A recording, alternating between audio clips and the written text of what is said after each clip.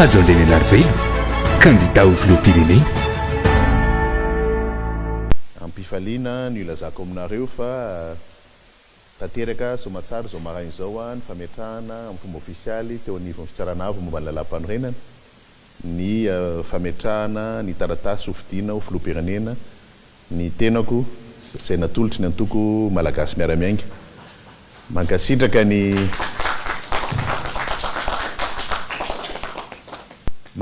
namana atao amin'ny antoko nametraka amin'ny fitokisana tamiko ary maneho ihany koa ny fahavononana hiatrika ny fifidianana araky ny fanapahan-kevitra efa niraisina teo aloha.